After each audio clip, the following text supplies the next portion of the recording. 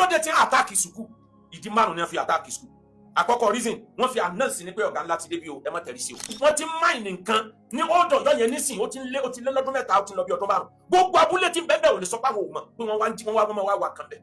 Nítorí pé majority baálẹ̀ ní tí wọ́n fi ń sóúnjẹ nìyẹn, majority àwọn ọ̀dọ́ ìlú tí wọ́n ń kọ́ ọ̀kadà tí wọ́n bá di lithium sínú sakasaka tí wọ́n gbé sẹ́yìn ọ̀kadà rẹ̀ pé kọ́ lọ bá wọn já ní màyà tàbí kó já ní kìsí ó ti mọ̀ yí pé ìrìn tí ò tó ìrìn 30 minutes 12,000 wọ́n gbà lórí ẹ̀.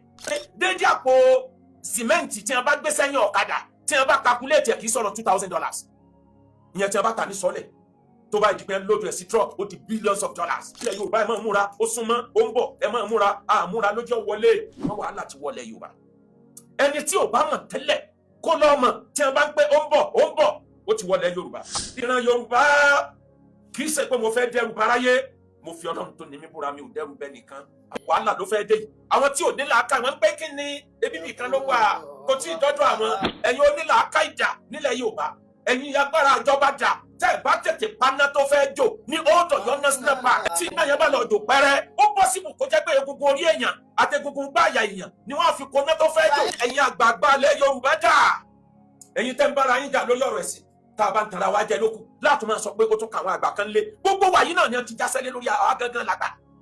ẹ pè pàdé àgbà ilẹ̀ Yorùbá gbogbo àwọn tẹ́ ń rí yẹn àwọn náà ti dàgbà bí bá lè lé wọn bá ń bẹ lé àwọn náà ni wọ́n fọ̀rọ̀ lílẹ̀. ẹ̀yin tẹ́ ti wọ 50 upward 40 50 ẹ pera yín jọ ẹ má jẹ́ kílẹ̀ Yorùbá ò lànà bí apá kan ilẹ̀ Haúsá ti lànà ní tó fẹ́ ṣẹlẹ̀ ẹ wo àwọn tí wọ́n wọ Zamfara àwọn náà ní ẹwọ̀ ní yòó rẹ́kọ̀dù àgbáyé ó gbé wípé láàrin 2011 sí 2021 tí sọdún mélòó ọdún mẹ́wàá àbọ̀dún mọ́kàndínlógún ọdún mẹ́wàá wọ́n làwọn tí wọ́n ti pa ní Zamfara nìkan ẹ lọ wo lórí íńtánẹ́ẹ̀tì rẹ́kọ̀dù tó wà wọ́n ní wọ́n lé ní 10,000 yẹn láwọn tí wọ́n ti pa àwọn tí wọ́n wá displace tí wọ́n lé kúrò lábúlé wọn lé kúrò nílùú wọn àwọn tí wọ́n wá displace wọ́n ní wọ́n lé ní 2 million èèyàn àwọn abúlé ìlú tó ti dahoro wọ́n lọ fẹ́ tó 50 ẹ lórí íńtánẹ́ẹ̀tì ẹ lọ kà ẹ lọ Google ẹ bó ṣe wá rí ní Zamfara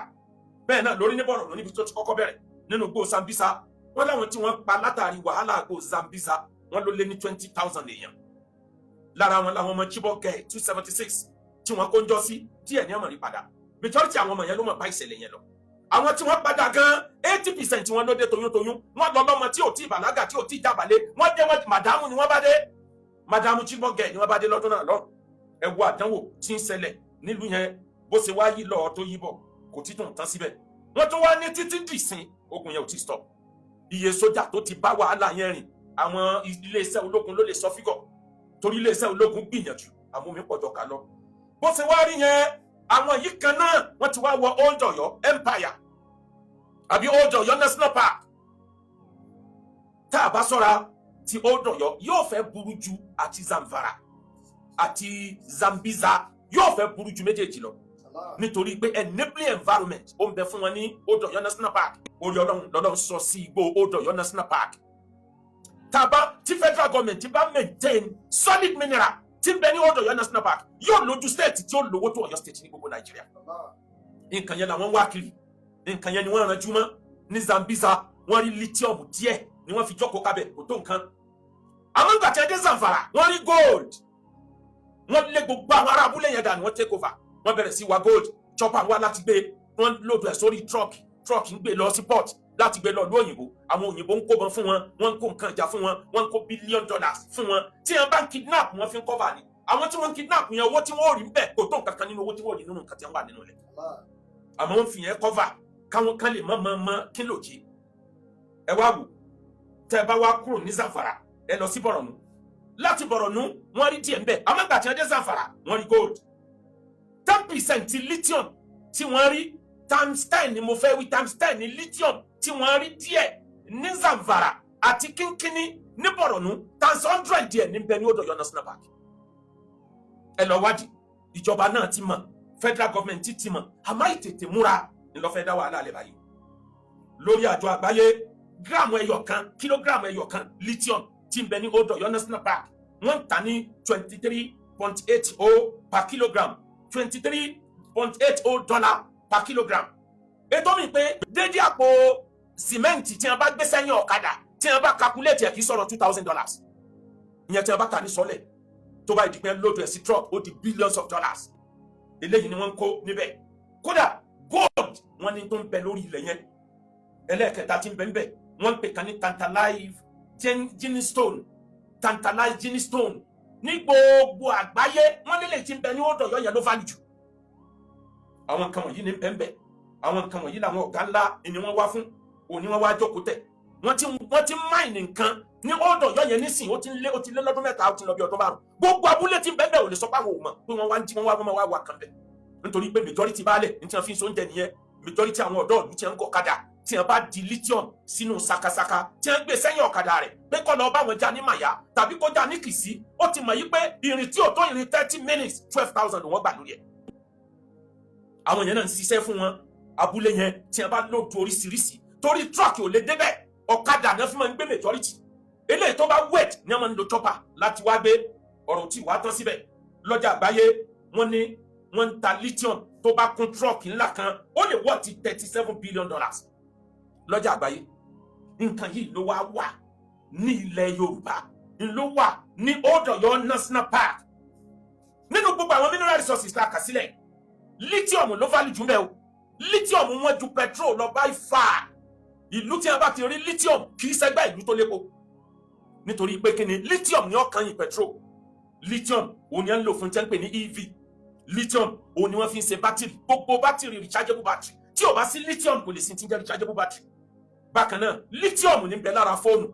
lithium ni wọ́n fi ṣe fóònù tá à ń gbé kiri lithium ni wọ́n fi ń ṣe solar light lithium ni wọ́n fi ń ṣe electric car lithium ní bẹ lára aeroplane tí fi ń fò lithium yẹn ni wọ́n bẹ ní Old Ọ̀yọ́ National Park ẹ wá ní wọn ní takú síbẹ̀.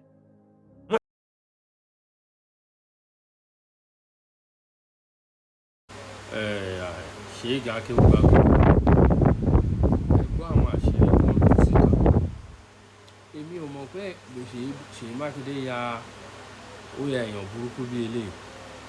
mi ò mọ̀ pé Ṣèyí Mákindé ya ọ̀dájú bí eléyìí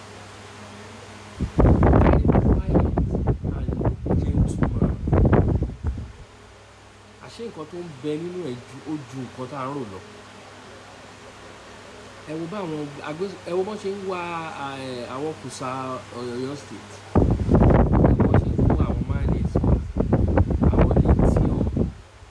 different kind of resources wa mineral resources wa ẹ wo bọ́n ṣe ń kó àwọn akótilétà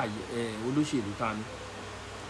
a ní ẹ̀yin olóṣèlú wọn ìkòkò ní gbomi kó gbẹ̀yìn pẹ̀lú àwọn ìkòkò ní gbomi kó gbẹ̀yìn a máa gbé yín ré ni a máa gbé yín ṣépè ẹ̀ ń ṣe ẹni rí wọ́n kó àwọn ọmọ ọlọ́mọ nísìnyí ẹ̀ rí solution sí torí kí àṣírí máa tú nínú reserve forest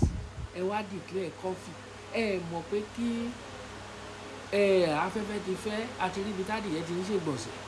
ẹ̀yin ò mọ̀ ẹ mọ̀ pé ká afẹ́fẹ́ ti fẹ́ àti ríbi tádìyẹ ṣe àṣírí ti tú àṣírí Ṣèyí Mákindé àṣírí ti tú àti rí gbogbo ẹ̀ ló ti fojú hàn síta gbangba tí gbogbo ayé ti rí gbogbo ohun tẹ́ ẹ̀ ń bò náà rèé o gbogbo ohun tẹ́ ẹ̀ ń bò rèé o nígbà tí wọ́n gbé àwọn àbúrò Adélabú Pẹ̀kẹ̀lẹ̀ Mercy nìbàdàn